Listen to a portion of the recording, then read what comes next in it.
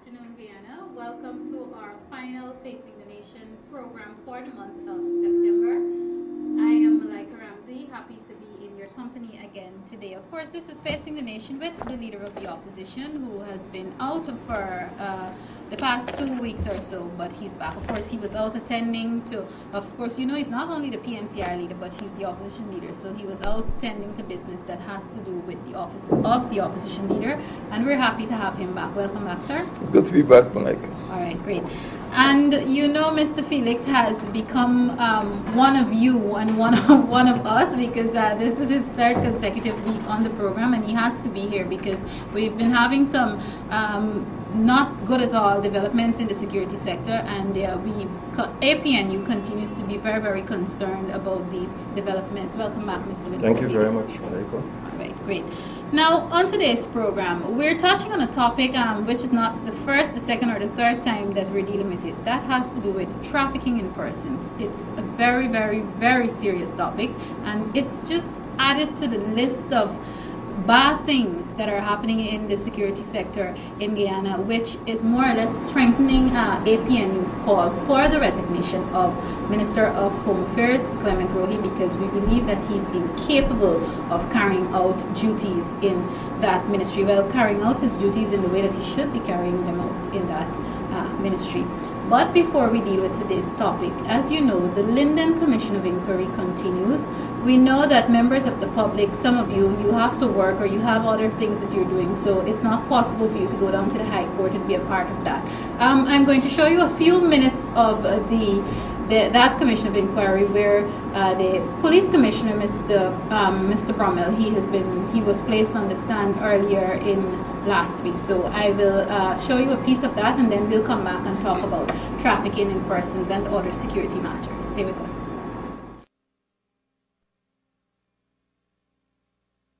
Before respectfully to the Standing Order 18, which is Exhibit 4 now. Yeah. Paragraph 9, or Standing Order 9, arms book.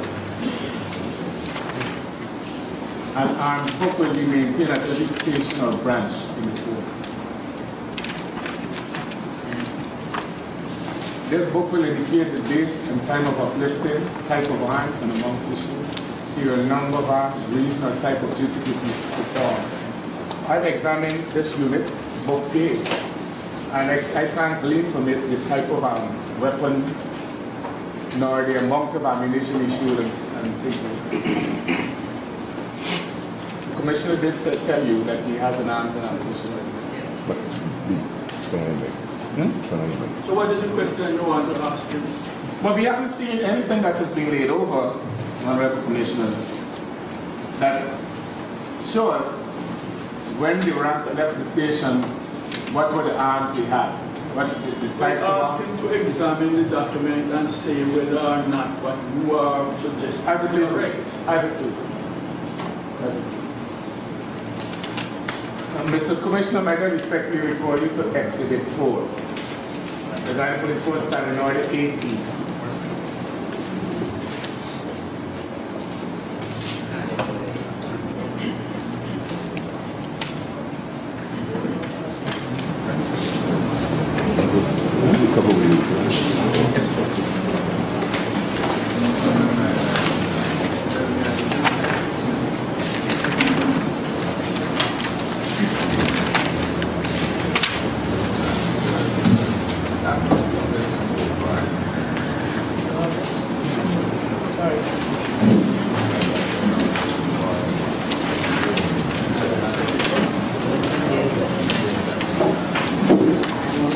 Rule 9.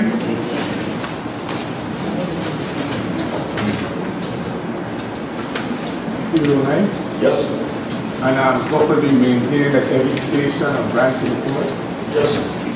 This book will indicate the date and time of uplifting, type of arms and amount issued, serial number of arms, reason or type of duty to be performed, the signature of receiving and issuing rounds.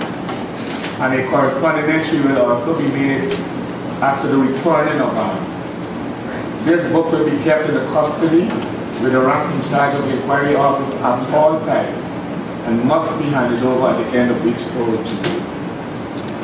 You agree that you haven't produced such a book here? Now, Max Nemeth, he has produced such a book here. Yes, sir. And which one might that be?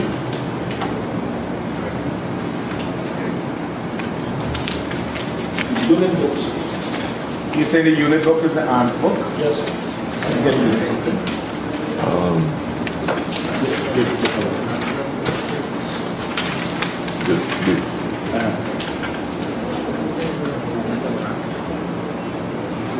Now, Mr. Commissioner, if you therefore rely on this exhibit, which is exhibit 1, the unit book, might I respectfully refer you to the exhibit 1, the page, and could you indicate to us the types of weapon that this page shows or refers to?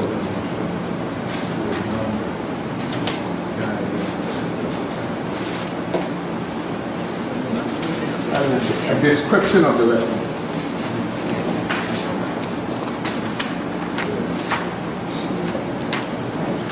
You see any? No, they don't know the description. I don't know the weapon number, this here number. Yeah, the kind of.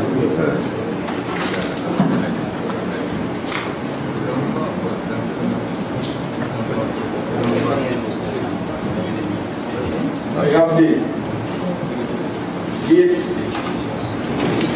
the time,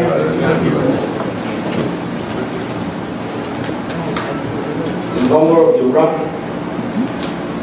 the name of the rank, the firearm number, the type of firearm. Whatever type of firearm, TYP. Wait, well, you ever could you guide us here, sir? Same page. Type of firearm. You have that?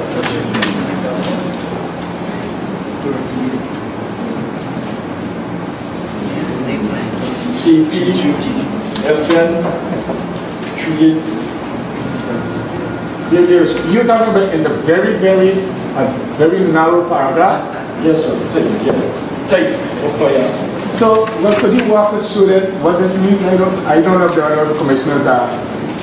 This very narrow column that the commissioners will follow. The thing with CP and people. Yes, could you then walk us through and describe? We want to know what is an MP3, an SMG, an M70.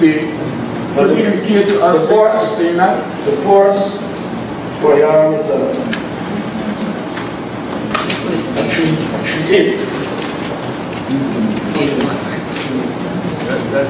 Coming. This would be Coming.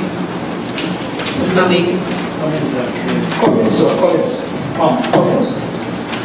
You have George. With the weapon. CP right gun. Could you, Commissioner, I believe what Mr. Williams asked you, right after Cummings, was it first thing on the weapon and then go through the different lines and tell us what that means? SJH733, that's the number, is it? That's and then is it a .38, probably a revolver? And what's the A line next thing? .38 revolver. No, this is a .30 carbine. You see? What's it called? 30.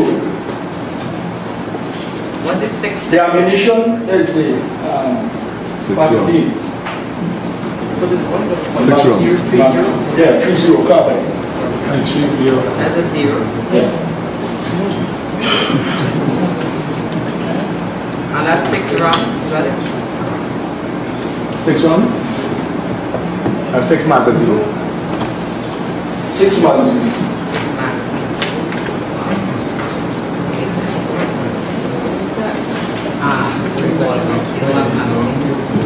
Is that true?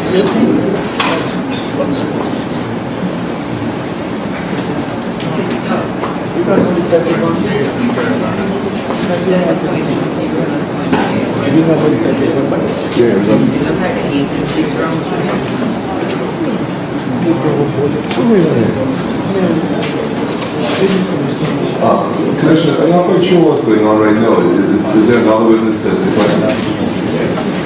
I just saw the officer go up and point out, forgive me, and point out to the commissioner for providing with some information. Seems to be most unusual. I'm not sure whether this is normal.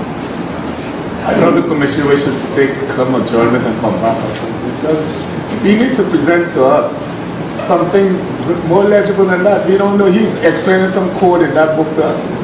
We want to know what weapons he first said upon .38 revolver, then there's upon .30 carbine. I don't know what we do. Standing on the 18 rule 8 says, if I might respectfully refer you to that.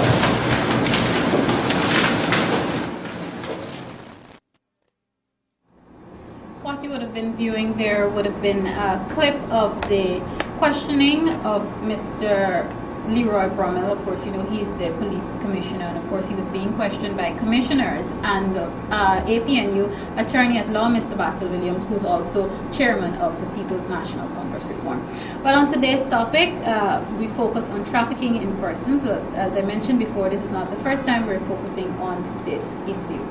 Gentlemen, over to you. Of course, beginning with the opposition leader. I know you have growing concerns as it relates to trafficking in persons in Guyana. Thank you, Malika. I have growing concerns because the problem doesn't seem to be going away, and every year it seems to get worse.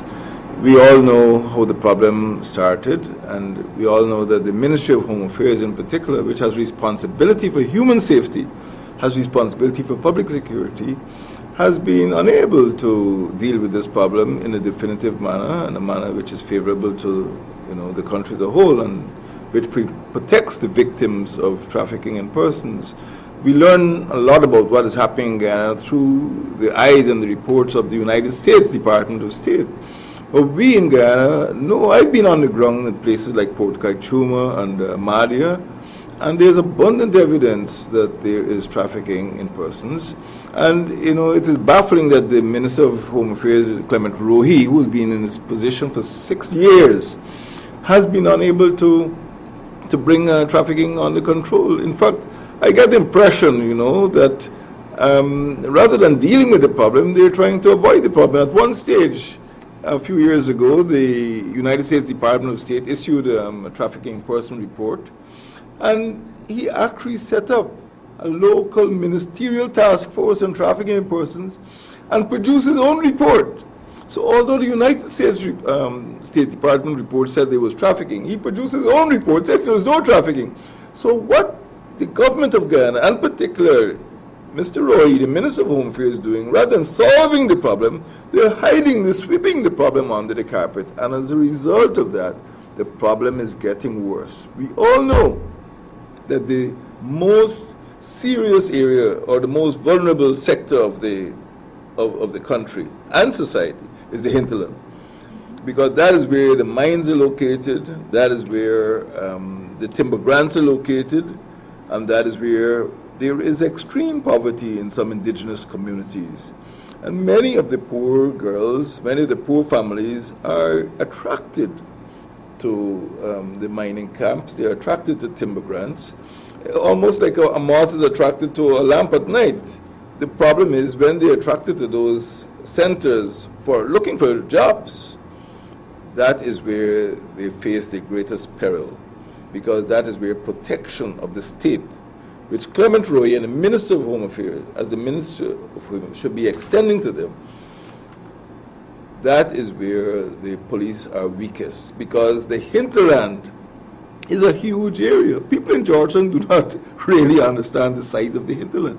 The Cuyuni-Mazaruni region alone is the size of the Netherlands. The Barima-Waini region is the size of Trinidad. These are huge areas. The police force is on the strength. The police force does not have the amount of ATVs. We see policemen driving around the city of Georgetown in their little pickups and so on, but they do not have the boats to go up the rivers, and you can't control the hinterland without river boats. They do not have the ATVs. They do not have aircraft. You cannot patrol a 1,100 kilometer border with Brazil on foot or even on horseback. So the police have to be given the resources by whom? By the government of Guyana, by the Ministry of Home Affairs, in order to protect our very poor citizens, our very vulnerable citizens living in those indigenous villages. and many of the victims of trafficking. And quite recently, I think my colleague, Mr. Comrade Felix, will explain to you, quite recently, even the women miners who know what is going on in places like Madi, the main mining areas, can tell you, or they did publish some information about trafficking in persons. And in my own visits to those areas, I was told that prostitution is a career choice of school leavers, because in some communities there's nothing else to do. So we are ruining, we're taking the future away from these young girls by not giving them good employment, good employment opportunities, and we are not giving them the protection that the state should offer them. So this is the scenario. We have a large territory, it is poorly policed, and because of the combination of E&F divisions, there are not sufficient boots on the ground, because the police is chronically understrength. Rather than recruiting regular policemen, the Minister of Home Affairs seems to be, he has a little baby called the community policing groups. But these groups cannot protect the young girls in these communities. These groups, I don't have a problem with community policing, but the focus must be on building a strong regular police force. CPGs are an auxiliary. They are not a replacement for the regular police. We have to build back a strong regular police force. The police force has to be brought up to strength. They have to be given aircraft. They have to be given boats. They have to be given ATVs. And they have to be given proper communications equipment. And we are not seeing the level of support that the hinterland demands or desires or deserves. We are not seeing the support that our indigenous communities deserve if we are going to deal with this scourge. So that is my position. In addition to that, just let me add one more thing. The police have to get a new and different type of training. The police are an enforcement agency. If you're going to deal with trafficking in persons, you need to recruit more policewomen who can deal with this matter sympathetically and try to prevent the abuses. A lot of young girls go into the hinterland believing that they are going to become waitresses in hotels or other residences, and in fact, they end up being sucked into prostitution. So it is a wide problem, and we are not going to solve the problem by setting up ministerial task forces, which simply end up concealing the seriousness of the problem. And I think that is a big issue, because a large number of our hinterland residents are vulnerable to this type of crime. Okay. Mr. Felix, former police commissioner, I know you have your statements to make on this problem, but what I really want to ask, and the opposition leader just touched on it, special training in the Guyana Police Force to deal with trafficking in persons. In your experience, as the commissioner, was there ever any such training program to deal with that specific issue? Actually, thank you, Malika, when I was on the job, the issue of trafficking in persons arose, I think, in 2004 or 5. We had a meeting at the public library, and for the first time, many of us came to an understanding as to what trafficking in person was. As a matter of fact, I can tell you that when my understanding of it was developed, I could recall instances on Bijuti and Water Street, and where young girls were brought from various parts of the country and were in rum shops. And you only know were there when there were fights and brawls and so on. And then you got to understand the conditions under which they were kept there. And that for me, in my estimation, were initial instances of trafficking in persons, because they were not free to leave. And exactly what is happening in the interior now were the conditions under which they were held in those buildings. So it was there, we didn't know it. But from around 2004, 2005, I came to an understanding as to how to recognize trafficking in persons. And as the years progressed, we recognized that there would be a need for the development of law enforcement personnel to adequately investigate these problems and to protect the witnesses. Okay. All right. Your general thoughts on what's happening now, because it's clearly out of control. Well, trafficking in persons is the unlawful trade of human beings for sex or sexual exploitation or forced labor.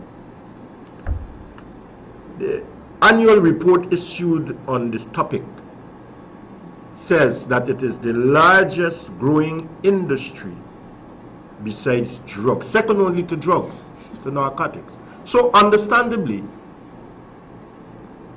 major countries in the world must be focusing on it and bringing our attention to the dangers this trade can pose to us, as drugs has been doing.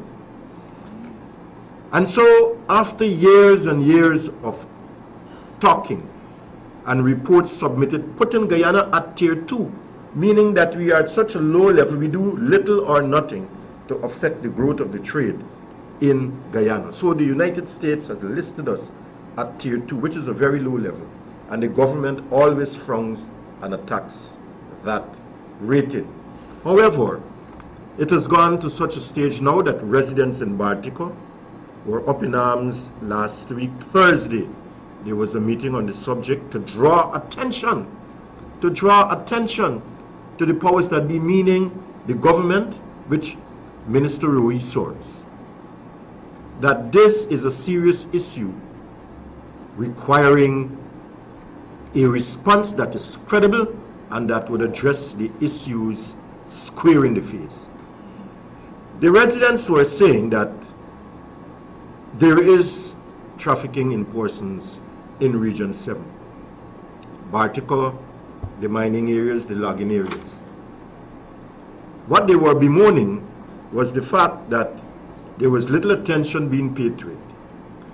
They pointed out that the unfortunate young women and girls are the ones caught up in it because they seek a better life in the interior. They want a job, and because of their vulnerabilities, they are exploited. The residents of Bartica have been identifying that problem. They have called for the decentralization of the agencies in Georgetown charged with dealing with this issue. But what they recognize in that demand is that the region does not have the resources, because you need trained and skilled persons to deal with such delicate victims. You need money for housing, for food, for clothing, and the regions, I am made to understand, are not so richly endowed. So in considering decentralization of the services, you need to consider how you're going to build capacity, resource them. They talk about, when they talk about housing, they're really referring to a situation where you extract the victim from the abuse circumstances and keep them in a way where they can be counseled. That is what they're talking about. If they have no home nearby, or sometimes it isn't even wise enough to send them back to their homes immediately, you might need to isolate them from the abuse or those who perpetrate the abuse. So sending them back home might not be the best thing in certain circumstances. So we must understand that resources has to come. Then we talk about the prosecution of offenders. Is the police capable right now of adequately dealing with trafficking, prosecuting a case of trafficking in person? Some people might tell you, yes, I suspect that even if they have, there might be need for improvement. And so we should go after training. The fact that we are at tier 2 means that law enforcement must be urged, as the leader of the opposition said, be given resources, ATVs to move from camp to camp, to see what is doing, organize raids on camps. And so you ferret out young girls and children who are being exploited. We have a situation now where I think GGMC is trying to introduce a system where to take a child under 18 years, you need some documentation. Well, I don't trust it because the age can always be bumped up, right? And documentation might be produced to say that this child is 18 when it is not, and carelessness can allow that to go through. So it is not such a safe mechanism to prevent children from getting only to Itabali. What about the other areas? We have another situation here now where government has not really reached out to Bartico and the other mining communities to develop that working relationship with them, to extract from them information about the abuses taking place in those mining areas. And that is one of the failures of the Ministry of Home Affairs, which should have been in collaboration with Human Services to deal or to develop programs to deal with the issue. Guyana has been named as a destination country for persons being trafficked. And our citizens have been trafficked to other countries in the Caribbean, well and truly established. Do we have, what mechanisms has the Honorable Minister put in place to stem the growth of trafficking in persons? Nothing, or very little, to be accurate. And so, when a Partnership for National Unity in Parliament said that it has no confidence in the Honorable Minister, it's not because we just don't like him. That's not the case.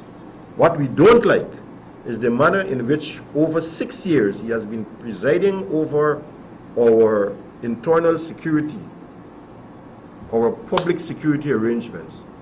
He has not been able to do anything positive on piracy, robberies, and the whole host of problems.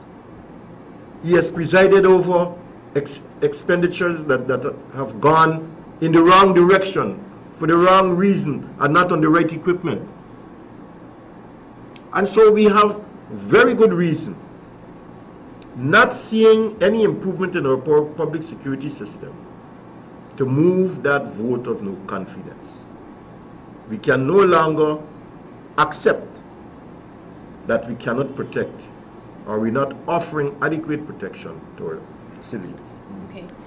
I said in the beginning of this program that this is not the first time, nor the second time, neither the first nor the second time that we're dealing with trafficking in persons. And Mr. Felix, you just said indeed that the Home Affairs Minister has not shown any indication that, you know, he wants to get rid of this problem. I'm going to ask the opposition leader, and because you're the opposition leader, you were in Parliament. Also, Mr. Felix is in Parliament, but since we've been talking about it, and we've been talking about trafficking in persons even before the 2011 general elections, has Mr. Rohi made any contact with you regarding your concern on this matter, because it has been public several times?